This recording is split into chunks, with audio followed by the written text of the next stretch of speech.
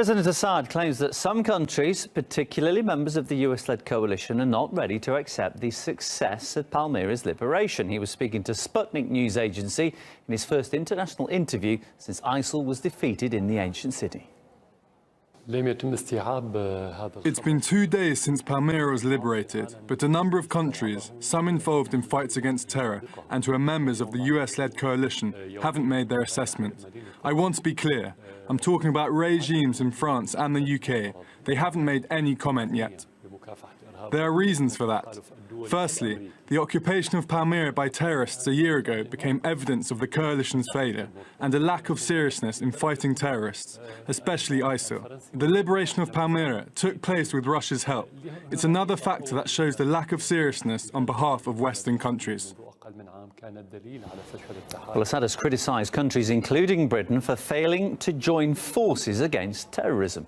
And on Wednesday, the UK Foreign Secretary argued against closer collaboration with Moscow, claiming that Russia was a threat. I have no doubt that Russia is sincere in its desire to defeat Daesh in Iraq and Syria. We can't be working in partnership with a country one day and find that it is doing just exactly whatever it wants in flagrant breach of international norms and rules the next day.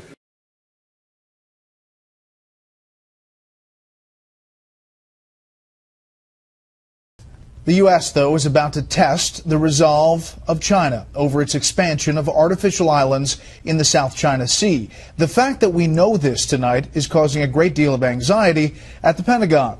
And that's not all they're worried about. National Security Correspondent Jennifer Griffin has that story tonight.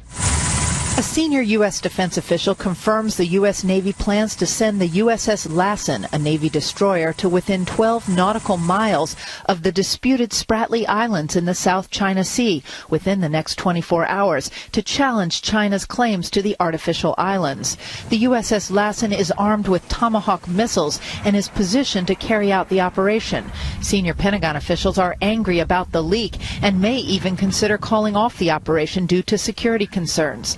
The Spratly Islands are the artificial islands that China has been building, adding miles of shoreline and laying down what look like military runways, adding to concerns of U.S. allies who want the U.S. Navy to protect these valuable shipping channels. President Obama met with the Indonesian president at the White House today to discuss the effort to defeat ISIS and concerns about Chinese aggression in the South China Sea.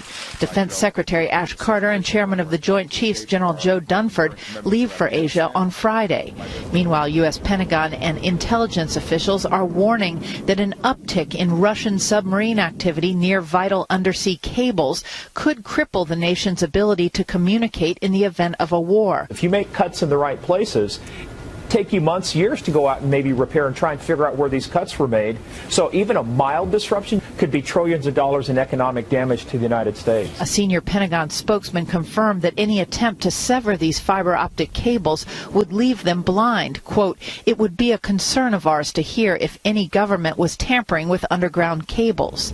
The commander of U.S. naval forces in Europe said recently Russian submarine patrols have risen by 50% since last year and pose a direct threat to NATO. The Pentagon took note last month when a Russian spy ship, the Yantar, cruised along the east coast of the United States en route to Cuba near some of these vital undersea cables. Brett? Jen, what can you tell us about this video released this weekend showing that hostage rescue in Iraq? It was released, Brett, by the Kurdish government, much to the consternation of some in the U.S. military, because it clearly shows U.S. Delta Force operators in a combat role, helping with the rescue. Constant gunfire rings out in the background. Hostages are pulled from cells. The black flag of ISIS is in the background. The prisoners are frisked during the process. CENTCOM then released this video from the nose cone of the U.S. warplane that destroyed the ISIS prison from the air. It is a more clinical picture of war. These videos attempt to answer the question, was the operation worth it? Army Master Sergeant Joshua Wheeler, an elite commando, was killed during the raid. Brett? Jennifer Griffin live at the Pentagon. Jennifer, thank you. Well, right now, growing concerns over China's actions in the South China Sea after Beijing deployed fighter jets to a contested island there just days after it reportedly sent radar and surface-to-air missiles, a move seen as a major escalation.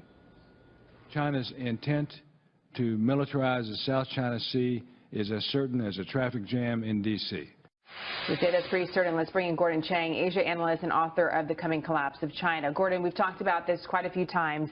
This isn't just about territory, a land grab for China. Talk to our viewers a little bit about what's at stake, considering the shipping lanes that are around these islands. Yeah.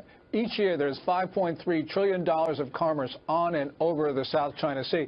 But it's more than just that dollar value. The United States has stood for freedom of navigation for more than 2 centuries, and we defend the global commons. We can't have China or any other nation close off international waters and airspace, because if we do that, the open architecture that we put together after the end of the Second World War, which has brought all this peace and prosperity to the world, that will be over. That's what's at stake. Interesting. So it's not just the cost to maybe every single American consumer, as somehow these shipping lanes were restricted, but also philosophically, what our country stands for is also at stake, as you point out. Why is China making these moves now, Gordon? You know, this is really puzzling, because in the past, China made small advances, hoping not to sort of provoke a reaction. But now China's going for everything at the same time, because it's not only these fighter jets, but it's also the surface-to-air missiles you talked about and the radars in Coron Reef, which were disclosed just a couple of days ago. So what China is doing is lashing out. And this shows that not only are the hardliners in control in Beijing, but also that they are no longer thinking strategically. And really horrible things happen when countries abandon strategy. What do we do about it, Gordon? Well, there are a number of things. First of all, we got to work with our partners in the region, which includes almost every country, to have joint patrols in the South China Sea. We need to contain China, but also we need to end these military-to-military exchanges we have with the Chinese Navy, especially, because this is the last time that we need to be showing friendship to the Chinese. We have to start imposing some costs, and those costs may have to be economic as well, because the Chinese economy right now is in severe distress, so we can push the Chinese back, but only if we use the leverage that we have in our control. So here's what China says. This is the foreign ministry spokeswoman saying this just this week. There is no difference between China's deployment of necessary national defense facilities on its own territory and the defense installations by the United States in Hawaii. What do you think of that reasoning? That reasoning is really wrong. First of all, there is no territorial dispute to Hawaii. But with regard to Woody Island, which is where these fighter jets have been deployed to, they're disputed by Vietnam and Taiwan. Also, with the other islands in the Spratlys, in the southern portion of the South China Sea, there you have about 6 or 7 claimants. You've got not only Taiwan and Vietnam, the Philippines, Brunei, Malaysia, Indonesia, Vietnam. So basically what you've got is a multinational dispute. So this is very different from Hawaii. You know, no one's talking about a dispute over Kansas, and that's really what China is trying to say, that this is just like Kansas. But now that we've seen China make these moves and we've watched them build up these islands over the last several years, we've got this great reporting from our Pentagon team about the surface-to-air missiles going in, now fighter jets. Are we past the point of no return, Gordon? Is there the thinking that China all of a sudden is going to say, okay, you're right, we're going to collect all our gear and we'll bring it back to Beijing? Or are we in a totally different scenario now that really gives us one path forward, and that is China maintaining control of these islands? Yeah, I think in many ways we've passed the point of no return, because, first of all, Xi Jinping, the Chinese ruler, is very much a nationalist. He's very arrogant. He believes in Maoist foreign policy. But even worse, we have the military now becoming much more powerful in the Chinese political system. You know, people say that Xi Jinping controls the military, but he relies upon them for the core of his political support. So they get to tell him what to do. And we've seen evidence of that in the East China Sea, where they declared an air defense identification zone in 2013. They're about to do the same thing in the South China Sea with all of these missiles and planes.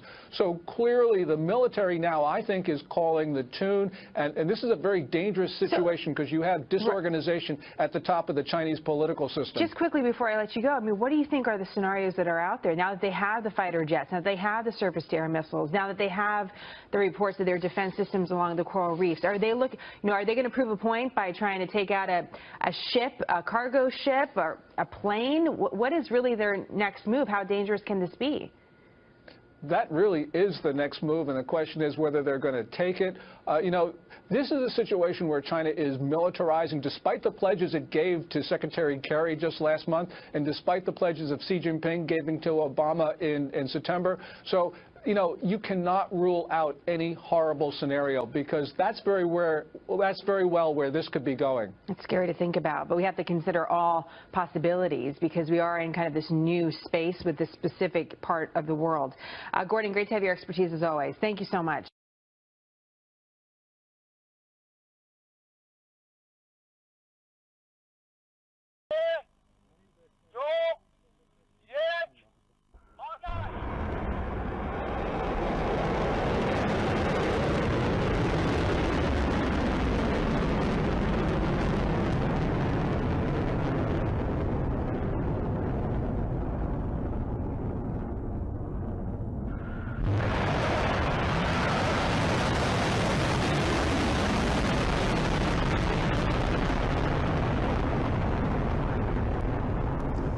رزمایش موشکی اقتدار ولایت از چند روز گذشته در نقاط مختلف پهنه سرزمینی ایران اسلامی آغاز شده است. مرحله نهایی این رزمایش بامداد دیروز سه‌شنبه با شلیک موشک